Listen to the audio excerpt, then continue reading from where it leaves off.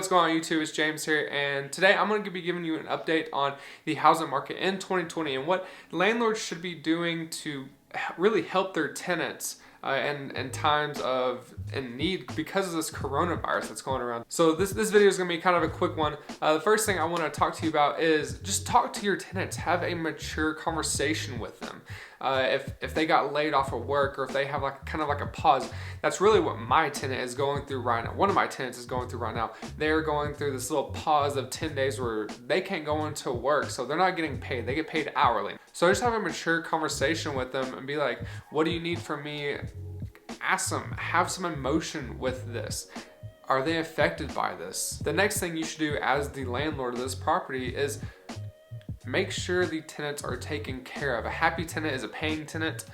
If they get like a pause, as my tenant is going through right now, have like a payment plan set up. So in my example, my tenant is getting a 10-day pause. So for those 10 days, I'm breaking it down day by day, how much that is gonna cost me, basically them, and we're gonna be working through a payment plan of, okay, are we gonna be breaking that down for 6 months, 12 months, however long it is. Just break down that plan on how much they should be paying. For these 10 days that you aren't able to basically pay, or you're not getting paid, what is that gonna look like, and what are we going to need to do to fix this? So say, for example, these 10 days is going to be costing you $300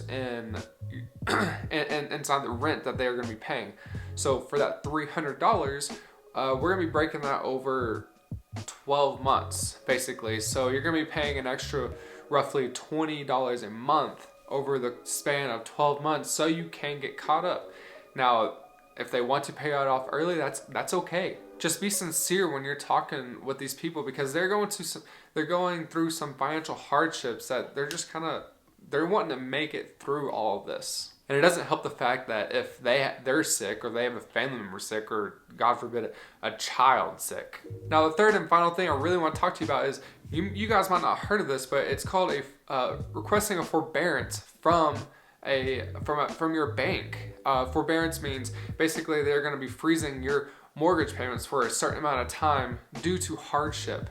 And this pandemic is basically a hardship that's going on right now. And I know I've gotten an email from my bank saying that if you're having any type of financial hardship, to contact them. And it's just as easy as submitting an application saying, this is what's going on, this is why I can't pay. And if you're worried about this affecting your credit, most times a forbearance doesn't affect your credit. They don't report it to the credit bureaus, because it's just a financial hardship, and it's just kind of an agreement between you and your lender to stop payments for a certain amount of time. Now, if you don't make those payments whenever you agreed upon this, yeah, they're going to report this to the credit bureaus as they would any other type of late payment. So this is just a few things that we need to do as landlords to help out our tenants. All right, guys, I know this was a very, very quick video compared to my other videos, but I just felt like I needed to get this out there due to all the